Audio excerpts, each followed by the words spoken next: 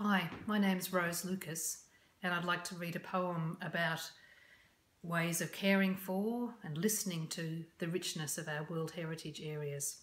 This is a poem called Lake Mungo series, so not about the Great Barrier Reef, but set in New South Wales. It's a series of short poems. Road to Lake Mungo.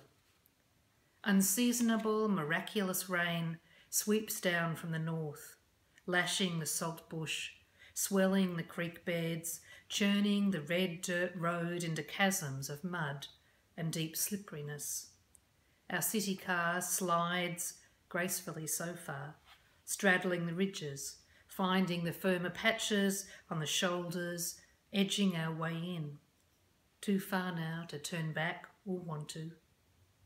We look behind at the four-wheel drive we've travelled with since we left the bitumen. Reassuringly carrying a winch, it follows us, cresting rises, negotiating muddy potholes, still coming on. Beside us, the expanse of Top Hut Station unfurls, bare, sheep-ravaged, and then ahead, hypnotic crater of the lake, flushed with greens and greys, jubilant with cries of darting birds, of a history that stirs and sings like frogs in the cracking mud. Winter afternoon.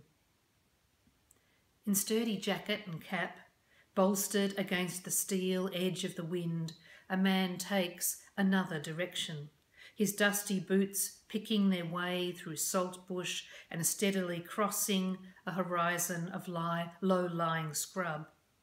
The shape of him fading into the swallow, the blue and grey and green smudge of this vast, scooped bowl of the earth.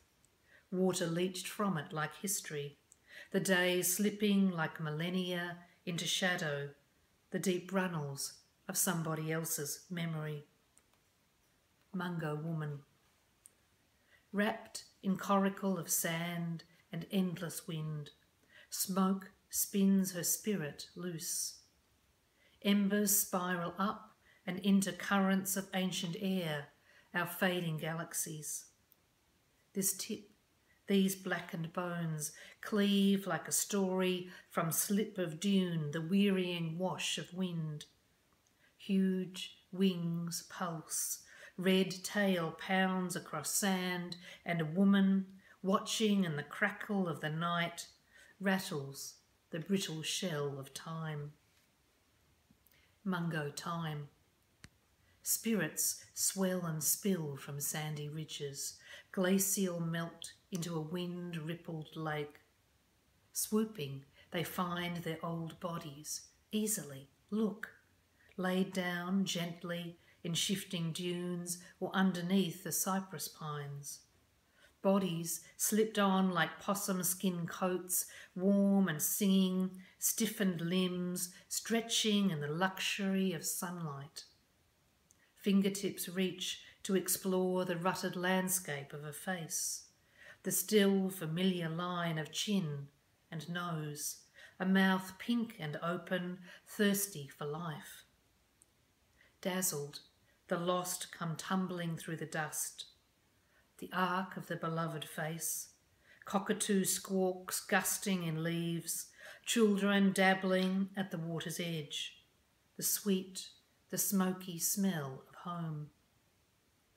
Old woolshed. Splintered light runs like water all round the stark, white rim of this bleached world. Bright strips shimmer between slats of grey pine ripped from fragile ridges. Weathered now, soft as the palm of your hand, its furrowed creases of intent, the grainy tracks of history.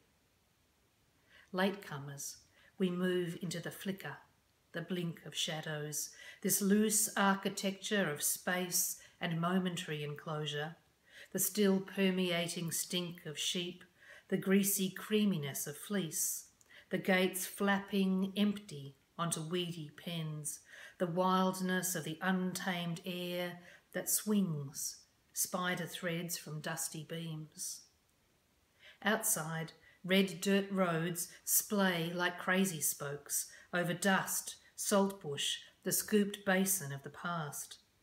At the whirling eye of the nebulae, starfish of the scrub, with hands shielding faces from the sun, we watch the flatness of this time-saturated earth pour out towards the horizon's distant lip, its waiting runes of rock and bone and sand, the delicate turning of a spilling silver leaf. Mungo poem. Scoured landscape, where time peels back like skin, excoriation of wind, abrasions of sand and sun and hunger. Something chiselled free, fragments, shaking grit from tousled hair, the deep creases of eye and mouth, shard of bone, charred rock, a scattering of shells in clay and salt and scrub.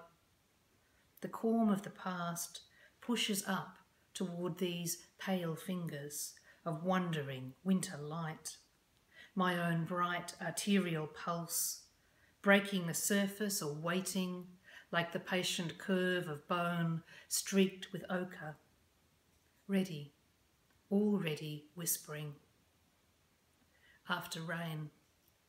Banded stilts have found out this new momentary lake of reed and water, nested in a curve of emptiness.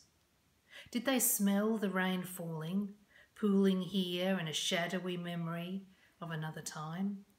Did they hear stories of its return, chattered in the babel of the wind, in the ancient arc of a wingtip that leans longingly into a shift in the weather? Wind ripples the shallow water. Clouds scud across the sky's wide face. Stilts balance on stalks at the top of islands of saltbush, studying the wavelets, looking for opportunities. Thank you.